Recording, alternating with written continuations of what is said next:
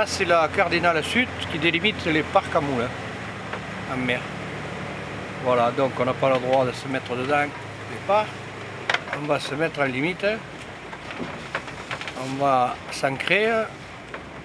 Et puis on va broméger, disons, à fond avec un bromégeur là. Faire venir le poisson, puis on va voir s'il est là.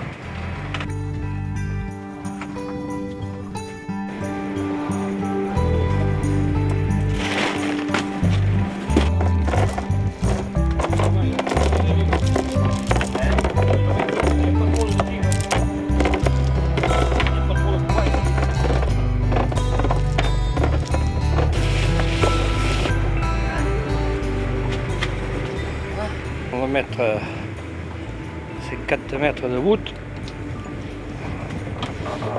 Ça devrait tenir, il n'y a pas trop de dérive, pas trop de courant, donc ça devrait aller.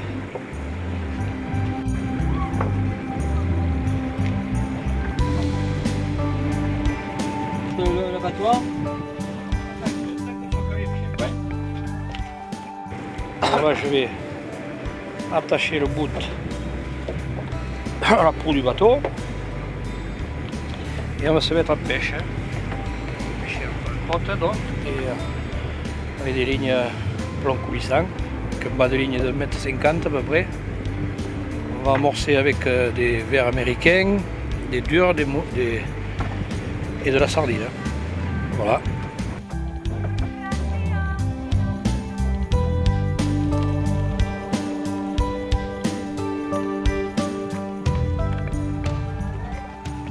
On fait la pêche côtière, donc on est à 3000 à peu près du Cap d'Agde.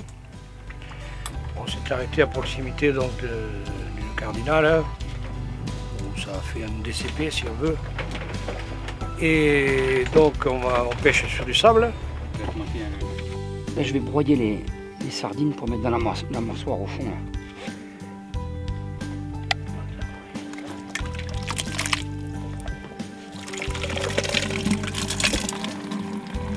Et là je fais un nœud, je raccorde si tu veux un peu plus de longueur de bout parce que on n'arrive pas au fond avec le bout qu'on a mis.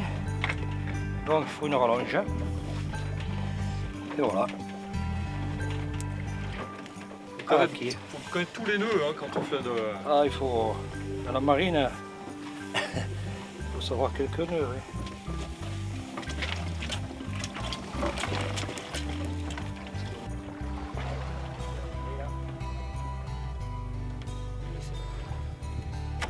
Et là, on fait une paix ou deux, tu vois. C'est quoi la technique pour la caler alors, pour bien placer son bateau?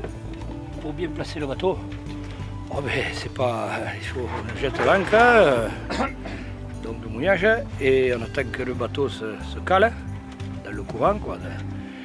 Et c'est là où on commence à amorcer, donc avec l'amorçoir qu'on met au fond, et puis on se met en pêche, donc on va jeter nos lignes à proximité de l'amorçoir. Je crois que c'était que des sardines.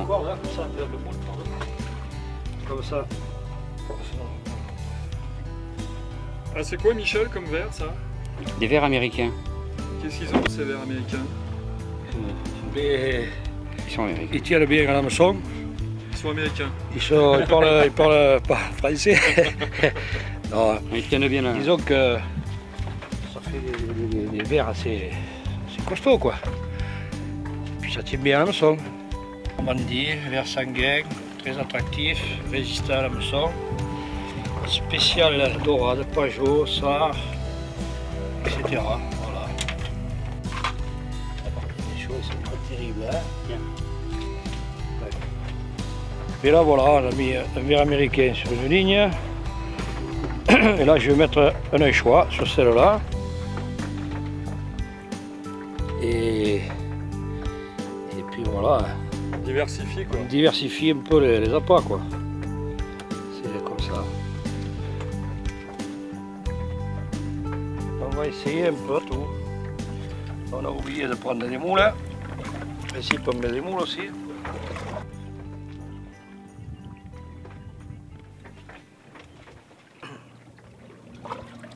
Mais là, je vais lancer un petit peu vers là-bas, tu vois, pour m'éloigner un petit peu de votre ligne.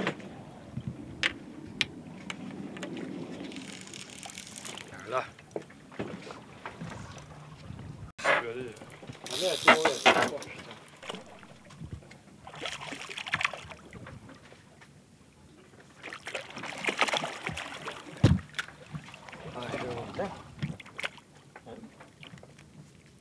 On a vu le banc au sondeur.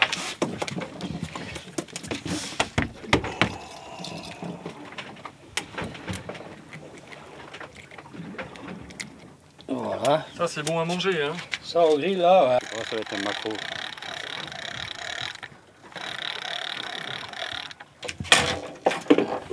Tu veux jeter? Alors là, c'est comme ça. Alors qu'est-ce qu'elle a de spécial cette canne pour la bonite par rapport aux autres? Oh, rien de spécial, mais Elle est plus costaud? elle est un peu plus longue. Elle est un peu plus costaud, oui. Et on a un moulinet un peu plus important. Parce que la bonite, quand même, elle tire. Hein. C'est une poisson qui se défend. Donc il faut... Là, on a du fil en corde de ligne en 45 centièmes. Et en bas de ligne, pareil, 45-50. Voilà, avec un hameçon. Et puis... Non, la bonite, elle est entre deux eaux. C'est un poisson qui est chasseur. Donc, il se trouve toujours à mi-eau, quoi. Un joli anchois. La bonite, elle préfère les anchois? Ben oui, anchois, sardines, mais enfin, il ne faut pas des trop grosses sardines, bien entendu. Mais Pourquoi? bon, ben ça fait un appât un peu gros quand même, la sardine, pour la bonite. Alors, il faut des petites sardines. Hein. Donc, comme on n'en a pas, on va mettre un anchois.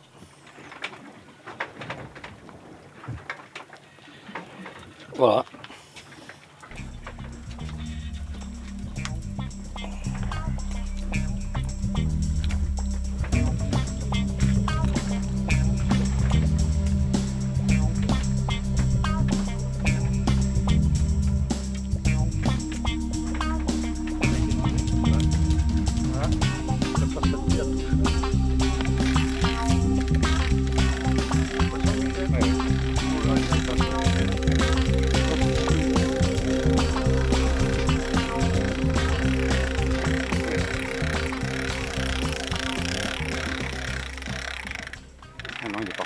C'est quoi la difficulté avec ces petits poissons là?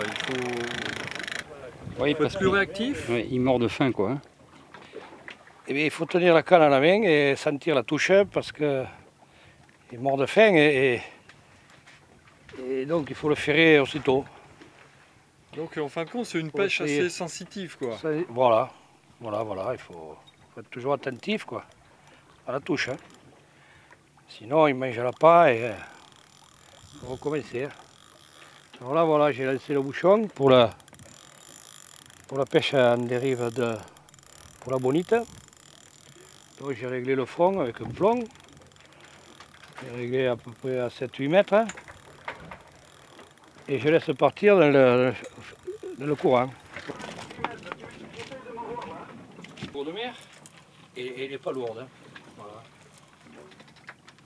Ça a été mangé. Hein. Voilà.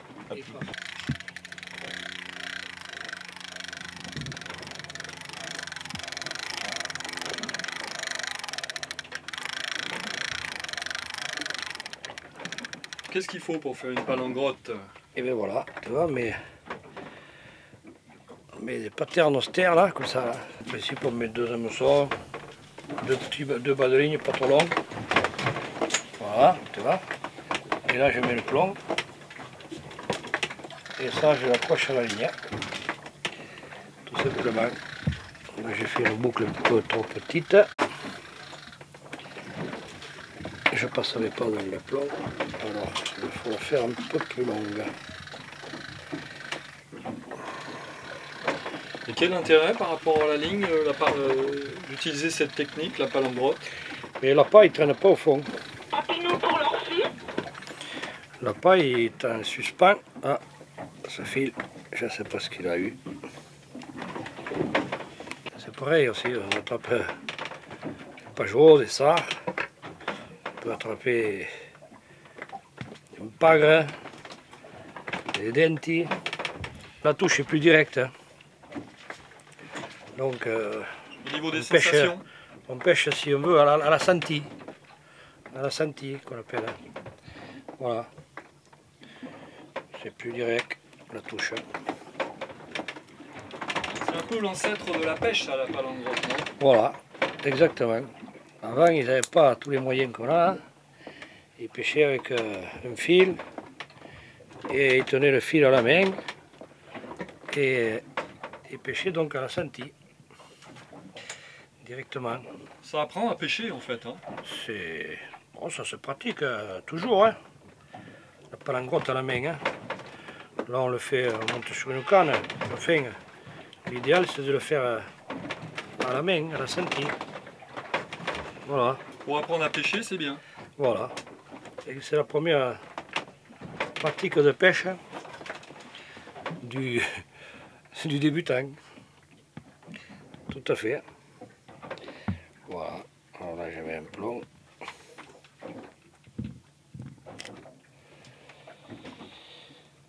Et voilà.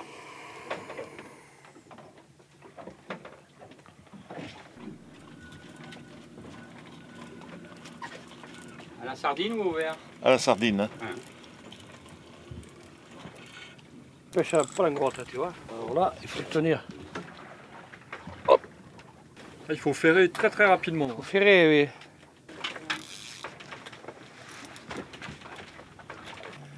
Ah, il y en a un autre là. Ouais, je pense. Hein? Je pense, oui. On va voir.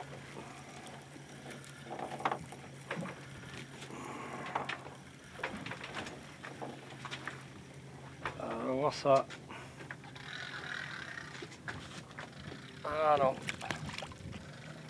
Oh, d'accord. C'est un petit gascon. Un petit gascon. Ça se mange, hein? Ah oui. Oui, c'est bon, c'est un peu comme le maquereau. Oui, c'est meilleur d'ailleurs. C'est même, oui, moi j'aime bien. C'est même... il n'est pas trop gros. Hein. Ah, c'est pas un poisson très gros là, donc je pense qu'il n'est pas à la maille ce poisson, donc je vais le relâcher. Voilà. Il repart dans son élément. Oui, c'est tout.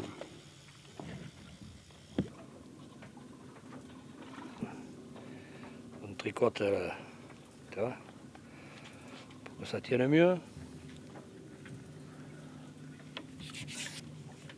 Là, il y a 35 mètres de fond, donc il faut que le plomb il arrive en bas et dès qu'il touche, on bloque le frein un peu et on attend la touche.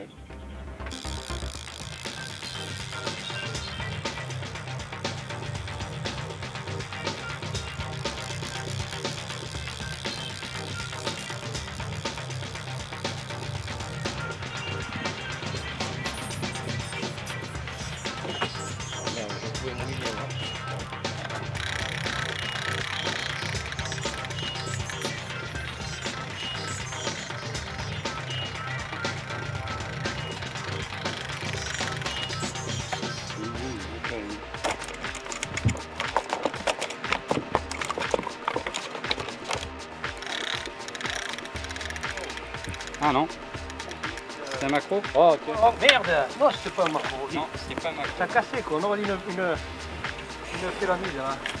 Merde. Merde!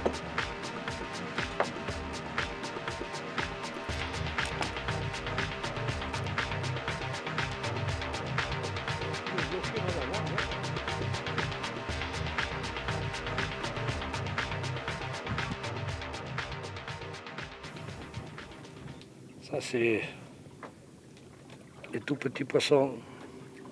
Qu'est-ce qu'ils font alors? Ils mangent? Ils mangent juste la chair mais pas l'arête. Hein.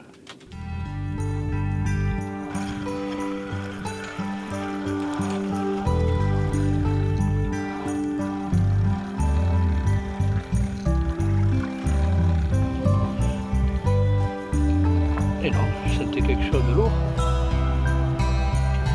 Ça a lâché ou...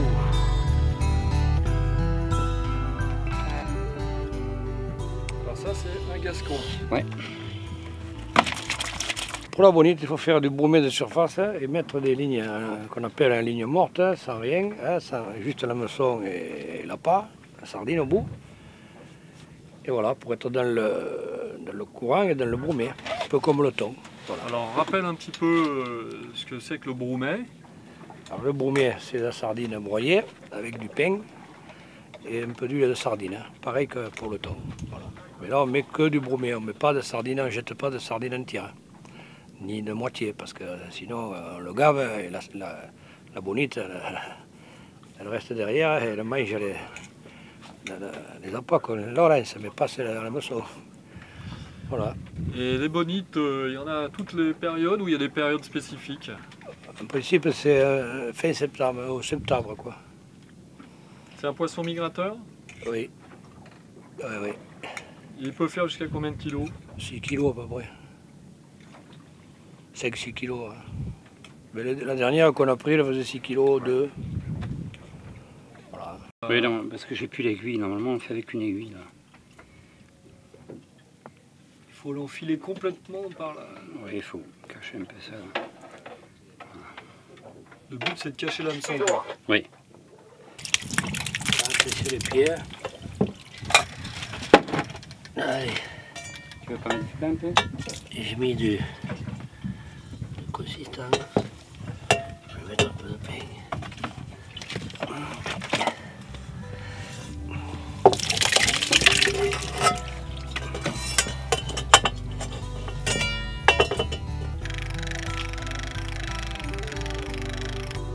Ça va tout au fond ou... Mais pas au fond parce qu'on n'a pas assez de ficelle, hein. On n'a pas assez de corde. Hein.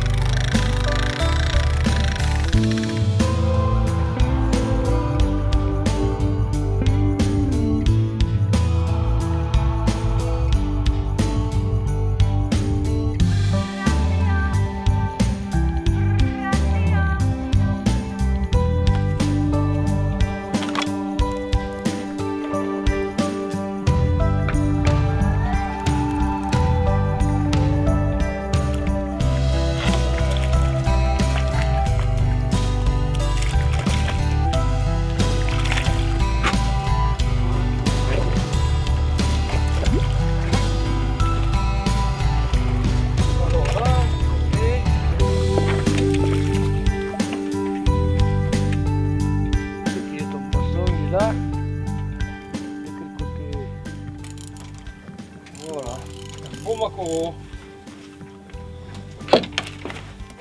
C'est un gros maquereau. Un verra.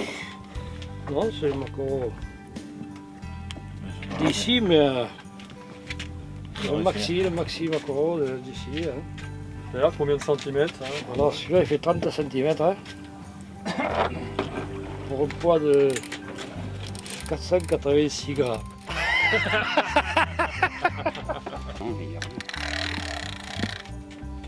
Non, il n'y est pas. Hein. C'est tout petit. Hein. 750 grammes. Je me suis tombé de 280 grammes à peu près. Hein? Donc tu rigolais tout à l'heure. J'ai mal évalué le poisson. J'avais dit 486 et là il est à 750 grammes. Voilà. Il était plus gros que ce que je pensais.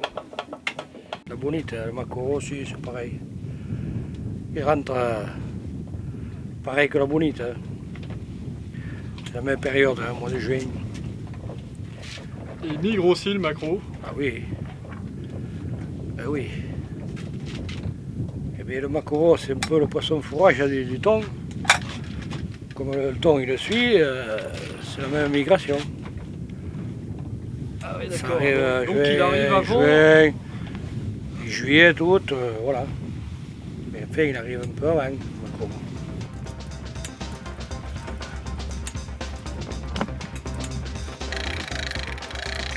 Hein? T'as chopé quelque chose?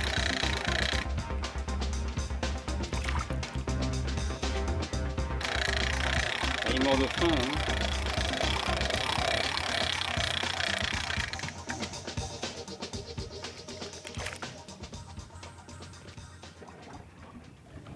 Et pour le maquereau, donc c'est plutôt la sardine? Ah oui. Uniquement? La sardine, l'anchois, la mêlette. C'est ceux qui sont le plus friands, quoi. Voilà, mais un petit bout parce que si on met un trop gros morceau, on le loupe. Hein.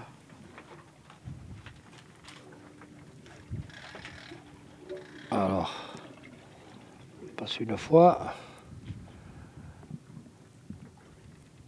et on passe 2 fois pour que ça tienne. Hein. Comme c'est fragile, la sardine.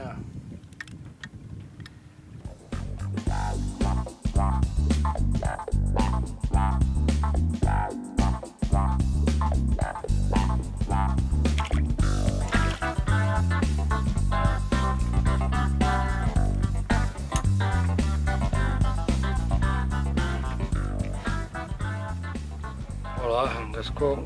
Ouais, mais le gascon, ça fait partie des maquereaux. Bon, sauf qu'il n'est pas strié, il est brun des deux côtés. Mais sinon, c'est un poisson très bon à manger.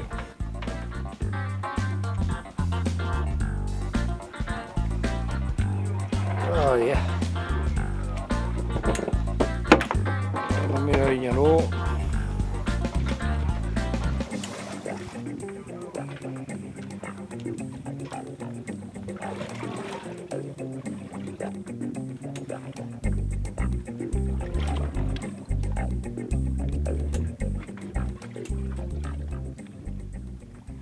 La chaleur a une incidence, comme une journée très chaude comme aujourd'hui. Ouais, c'est possible, hein. Une journée chaude, et puis peut-être un changement de temps là qui va arriver, donc le poisson peut le sentir. Je sais pas, c'est comme ça. La loi de la nature. Ça fait partie des mystères. Ça fait partie des mystères de la pêche, hein, voilà. À la limite, c'est un peu tant mieux, quoi. Oui, bien entendu. Si on pêchait tous les jours, ça serait pas bon non plus. Hein? Ce serait pas drôle, et moi. Ce serait pas drôle. Hein. Pour le poisson. Hein. Et puis, comme ça équilibre. Hein.